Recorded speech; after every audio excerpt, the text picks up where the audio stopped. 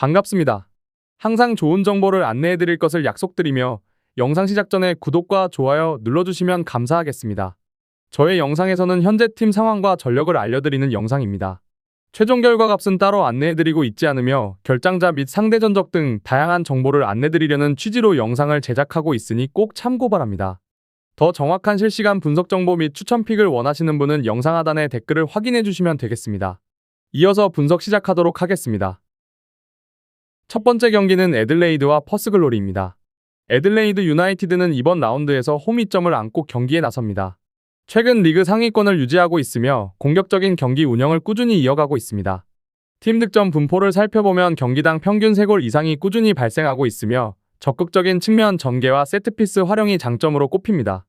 다만 이번 경기에서는 주전 윙어 크레이그 구신이 부상으로 결장하면서 팀의 측면 공격력과 세트피스의 위력은 다소 감소할 것으로 예상됩니다. 구신은 이번 시즌 15경기에서 3골 3도움을 기록하며 공격의 핵심으로 활약해왔습니다. 또한 미드필더 안셀모 역시 고관절 부상으로 결장 명단에 포함되었고 풀백 딜런 피에리아스가 부상 여파로 제외되면서 수비 밸런스에도 미세한 변동이 있습니다. 이 밖에 포워드 아작 리악과 수비수 코스 이선 역시 출전이 어렵습니다. 그럼에도 불구하고 애들레이드는 홈에서의 안정적인 경기 운영 능력과 전방 압박을 통한 공격 전개로 최근 공격 지표가 여전히 높게 유지되고 있습니다.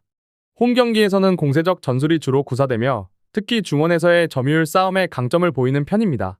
팀 전체적으로 체력적 문제는 없으며 주축 자원 대부분이 제 컨디션을 회복한 상태입니다.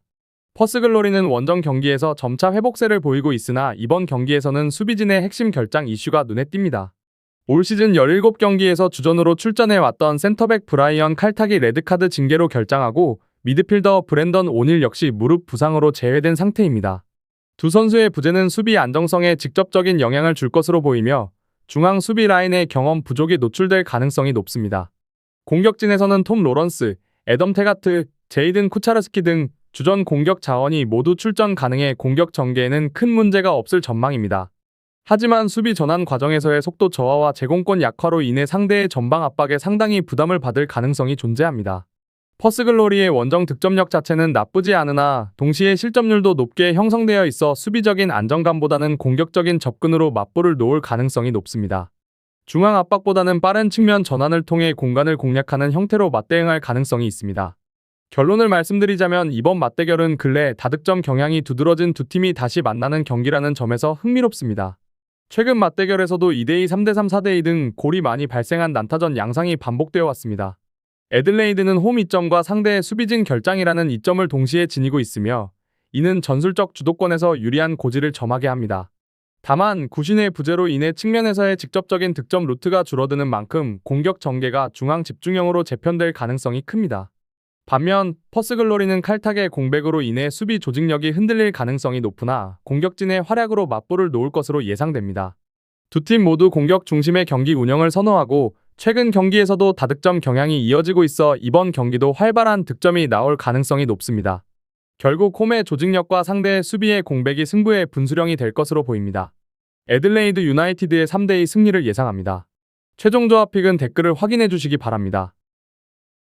두 번째 경기는 하나은행과 신한은행입니다. 하나은행은 홈에서 안정적인 경기력을 지속하며 리그 상위권의 위치를 공고히 하고 있습니다. 시즌 평균 득점이 꾸준히 상승세를 보이고 있으며 외곽과 내외곽 연계 공격 모두에서 효율적인 흐름이 유지되고 있습니다. 이번 경기 역시 부상 결장자가 없는 완전한 전력 구성을 통해 로스터의 깊이를 온전히 활용할 수 있을 전망입니다. 공격 전개에서는 올 시즌 팀 주득점 루트를 구성하는 3점 시도 빈도와 중거리 슛 성공률이 모두 상승 곡선을 그리고 있어 전체 득점의 폭이 넓어지는 특징을 보입니다. 특히 홈에서의 경기일 경우 초반부터 높은 슛 시도와 빠른 템포로 상대의 수비 균형을 무너뜨리는 경우가 빈번합니다. 하나은행은 최근 경기에서도 수비에서 시작된 빠른 전환 공격과 고른 득점 분포로 팀 에너지를 효과적으로 분산시켰으며 이런 패턴이 이번 경기에서도 핵심이 될 가능성이 높습니다. 리그 최상위 수준의 외곽 성공률과 공수 효율 차이를 고려하면 점수 생산면에서 일정 이상의 흐름이 예견됩니다. 신한은행은 올 시즌 내내 전력 공백 없이 비교적 건강한 로스터를 유지했으나 경기력 자체는 여전히 불안정한 흐름을 보이고 있습니다. 최근 원정에서는 평균 득점이 높게 형성되고 있으며 이는 빠른 공격 템포와 외곽 의존도가 높아진 결과로 해석됩니다. 하지만 이러한 방식은 수비 전환 속도 저하로 이어져 상대에게 실점 기회를 내주는 빈도가 함께 증가하는 양상을 나타냅니다.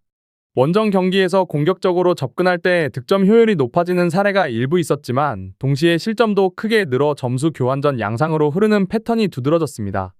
이번 하나은행전에서도 상대의 견고한 수비를 흔들기 위해서는 빠른 속공과 돌파를 통한 초기 득점이 필수적입니다.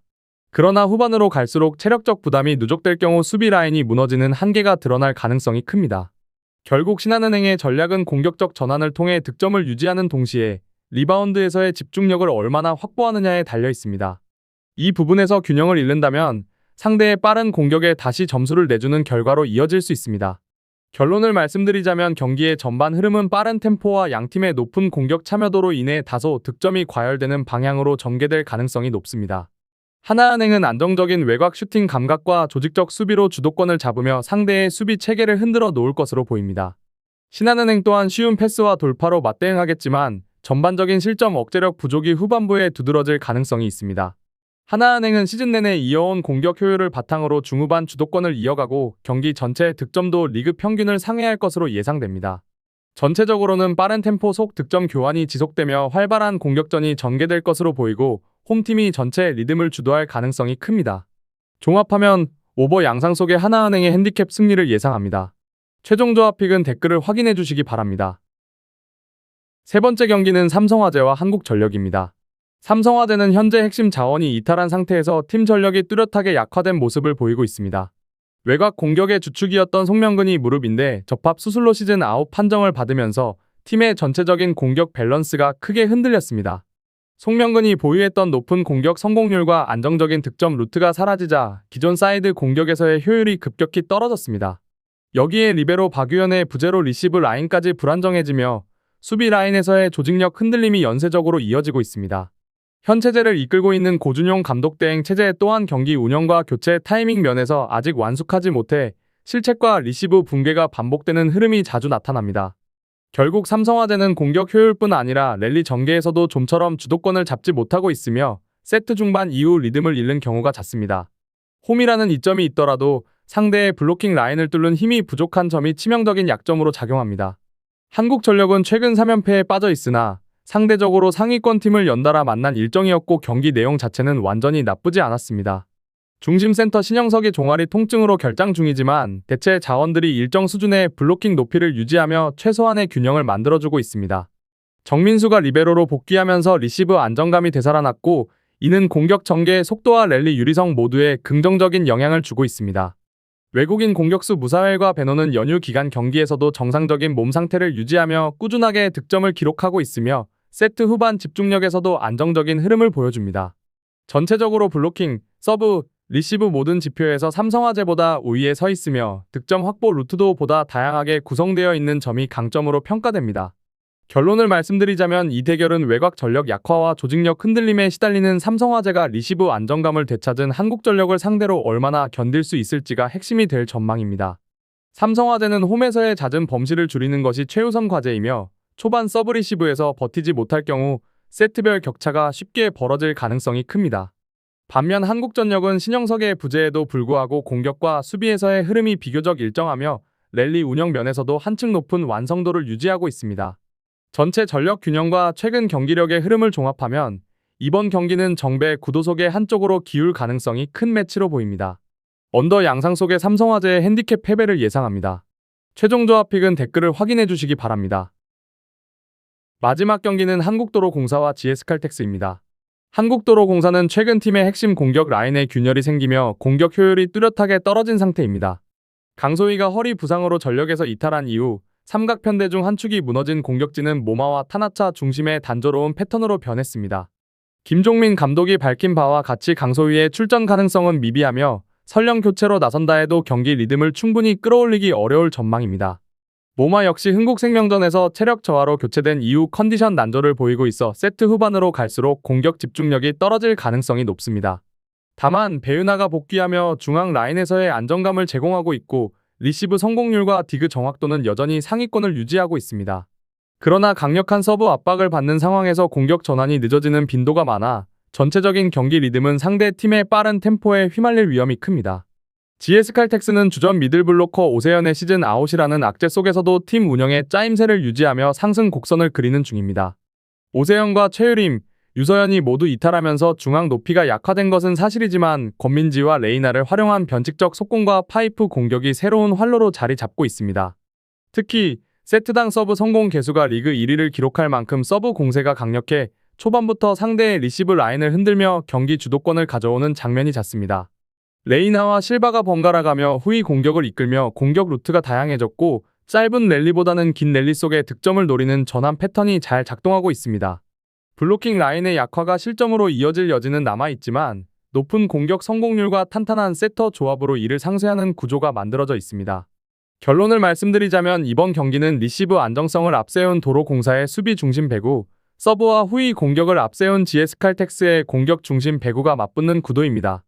도로공사가 강소희의 공백을 완전히 채우지 못한 상태에서 모마의 체력 부담이 누적될 경우 후반 세트로 갈수록 공격 효율이 떨어질 가능성이 높습니다.